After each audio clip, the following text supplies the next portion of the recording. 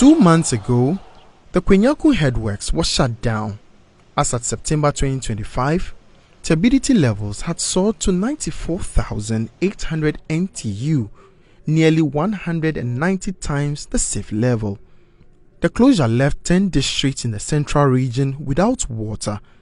Today, health workers fear a looming outbreak of waterborne diseases. At times we have to let them, instead of them to have a start dose here, we ask them to take it at home because there is no water. Maureen Eje Dansoa is the nurse in charge at the Kwesichukrom Chips compound in the Agona East District. These days, her hardest task is not treating the sick, it is finding water to keep the clinic running.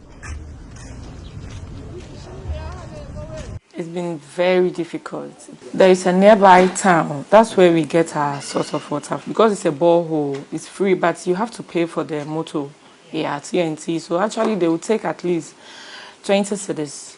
So if you have 1 gallon, it means you are paying 1 gallon for 20 Ghana cedis. So it means if the person is going for maybe 2 or 3, more than 3 times, it means you are paying 60 Ghana cedis. And it's been very difficult. Yeah. With the facility's borehole broken, Maureen must trek to nearby towns with gallons or pay motorcycle riders, draining her own salary to keep the clinic open. Yes, from my own pockets. Yes, please, from my own pockets. Nobody is paying. The entire Kwesichukrom community now depends on the Ofapon, a dark, stagnant pool of water shared with animals. For hundreds of families, this pond is their only lifeline. Maureen fears that this same water, polluted and smelly, could soon turn their daily struggles into a full-blown health crisis. Already, she says cases are appearing. Definitely, there is going to be an outbreak of cholera. After maybe the case has been resolved, there is going to be an outbreak of cholera. Yeah. And it has even started. I think last week we have diarrhea cases. Yeah. My back of sachet water is 8 cedis. They can't afford it. So the water they fetch from the streams and the bowl, that's what they have been taking. Yeah. So it's going to have a huge impact on after the case is being resolved. Yeah. Well, chip compound. Osanke yinsu ho.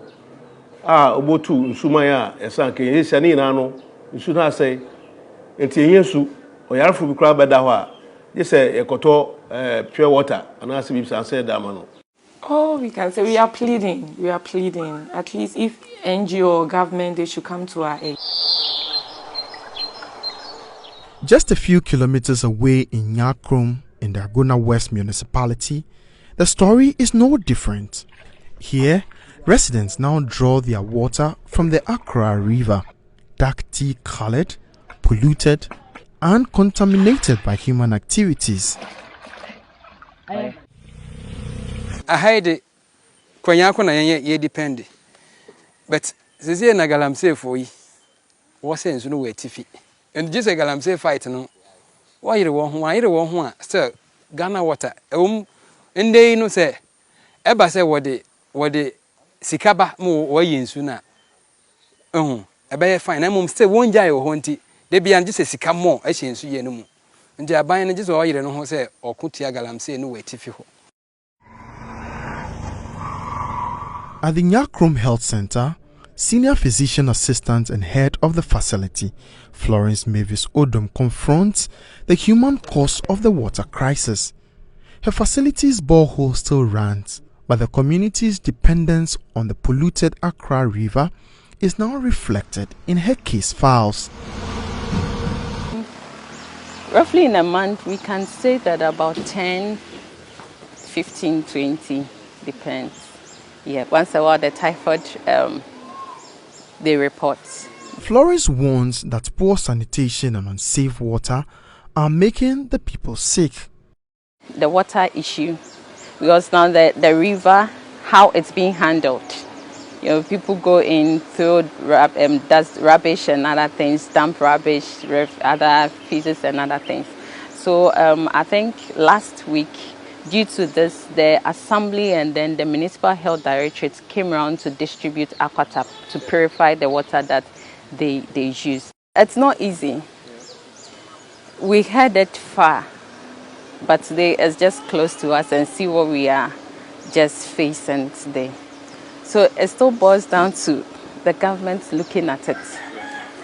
If there are ways of getting rid of it totally, because I think people tried and they've lost their lives, but we still have to work at it, else Ghana will be in a great mess. Health centers are surviving on sachet water, while communities drink from polluted rivers. In Kwesi Chikrom and Nyakrom, the fear of a full-blown health crisis grows more intense each day. Cholera, typhoid, and diarrhea are no longer distant threats. They are knocking at doors.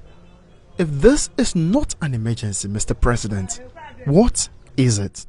Emmanuel Jivenu, JoyNews, Central Region.